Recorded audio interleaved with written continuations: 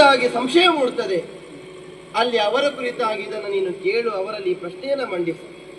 ಎನ್ನ ಅರಸನೇ ಹೌದು ಅಂತಾದರೆ ಸಮರ್ಪಕವಾದ ಉತ್ತರ ಕೊಡ್ತಾನೆ, ಆ ವಿಶ್ವಾಸ ನನಗಿದೆ. ಪರ್ಣಾದ ಹೇಳಿದ ಪ್ರಶ್ನೆಗೆ ಯಾರೂ ಉತ್ತರ ಕೊಡ್ಲಿಲ್ಲ, ಆದರೆ ನೀವು ಉತ್ತರಿಸಿದ್ರಿ ಅಂತ. ಕಲಿಯ ಕೋಟಲೆ ಸೀರೆ ಹೊರಿಸಿತು, ಸತಿಯ ನಗಲಿಸಿ ದೂರ ಸರಿಸಿತು. ಮತಿಯನಾಪತಿ ಕಳೆದುಕೊಳ್ಳದೆ ಸತಿಯ ನೆನಪಲಿ ತನ್ನ ಮರೆಯುತ್ತ, ಸತಿ ಸುತೆಯ ಕಾಣಲು ಕಾಲ ಕಾಯುತ್ತ, ಸೇವೆಗೈಯುತ್ತ ಸತ್ಯವಂತನ ಮನೆಯ ಸೇವೆಯನ್ನು ತಾ ಮಾಡುತ್ತೆತ್ತಲು ವೇಷ ಮರೆಸುತ್ತ, ಹೃದಯ ಮಿಡಿಯುತ್ತ ಉಸಿರ ಹಿಡಿದಿಯ ಸತ್ಯ ವರಿಯಲಿ ಸತಿಗೆ ಇದುವೆ ಭೂಷಣ. ಅಷ್ಟು ಸಾಕಾಗ್ತದೆ ನನಗೆ. ನಳಚಕ್ರವರ್ತಿಗಲ್ಲದೆ ಇನ್ನೊಬ್ಬರಿಗೆ ಆ ಕಾವ್ಯಾತ್ಮಕವಾದ ಪ್ರಶ್ನೆಯನ್ನು ಬಿಡಿಸಿ ಒಗಟನ್ನು ಸರಿಸಿ ಉತ್ತರಿಸುವುದಕ್ಕೆ ಸಾಧ್ಯವಾಗುವುದಿಲ್ಲ.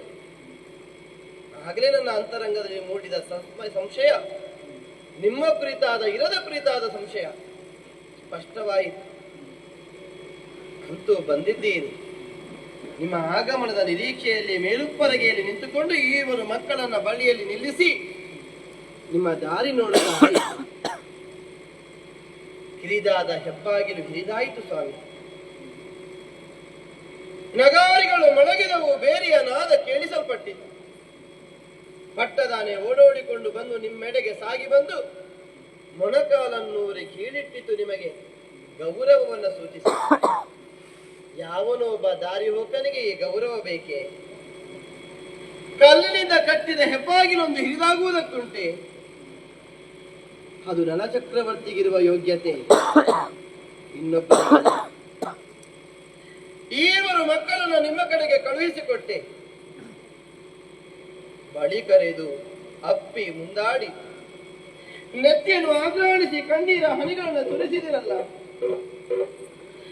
ಯಾವಳು ಒಬ್ಬಳಾಕೆ ಹಡೆದ ಮಕ್ಕಳಿಗೆ ಪ್ರೀತಿ ಮಮಕಾರ ಇನ್ನೊಬ್ಬ ಕೊಡುವ ಅನಿವಾರ್ಯತೆ ಏನುಂಟು ಹೇಳಿ? ನನ್ನ ಗಂಡ ನಳಚಕ್ರವರ್ತಿ ನೀವಲ್ವೇ? ನಾನು ನಳ ಅಲ್ಲ, ಬಾಹುಕ.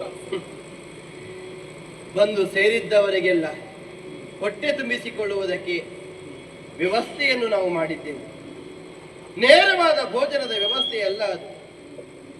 ದವಸ ಧಾನ್ಯಗಳನ್ನು ಇತ್ತರೂ ಉರಿಸುವುದಕ್ಕೆ ಬೆಂಕಿ, ಬೇಯಿಸುವುದಕ್ಕೆ ನೀರು, ಈ ಎರಡರ ವ್ಯವಸ್ಥೆಯನ್ನು ನಾವು ಮಾಡಿದ್ದೇವೆ.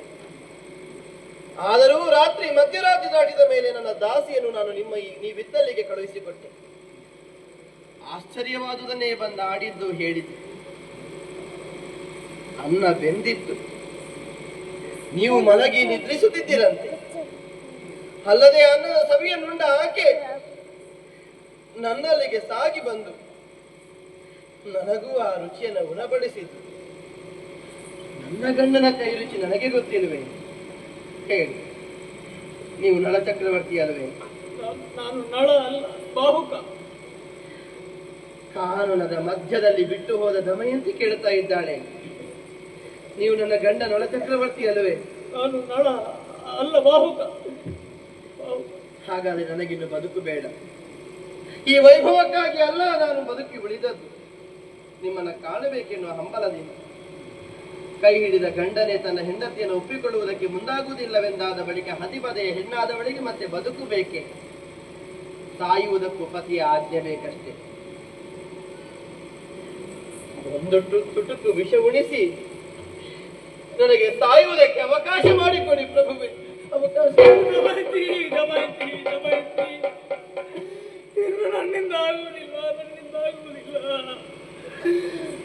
ನಿನ್ನ ಗಂಡ ನಾನೇ ನಳ, ನಿನ್ನನ್ನು ಕಾಡಿನಲ್ಲಿ ಬಿಟ್ಟು ಆದಂತ ನನ್ನ ಮಕ್ಕಳನ್ನು ಕಳಿಸಿಕೊಟ್ಟಂತ ನಾನೇ. ಏನಿದು, ಯಾಕೀ ರೂಪ, ಏನಿದು ಕಷ್ಟ? ಶನಿ ಪ್ರಭಾವದಿಂದ ಈಗ ಆಯಿತು. ಇದಕ್ಕೆ ಪರಿಹಾರ ಇಲ್ಲವೇ? ಪರಿಹಾರ ಇದೆ. ಏನು? ಶನಿ ವಿಮೋಚನ ಮಂತ್ರವನ್ನು ಪಠಿಸಿದ್ರೆ ನಿಜ ರೂಪವನ್ನು ನಾನು ಪಡೆದುಕೊಳ್ಳುತ್ತೇನೆ. ನನಗೊಮ್ಮೆ ನಿಮ್ಮನ್ನು ನೋಡಬೇಕು ಪ್ರಭುವೆ. ಶನಿ ವಿಮೋಚನ ಮಂತ್ರವನ್ನೇ ಪಠಿಸುತ್ತೇವೆ.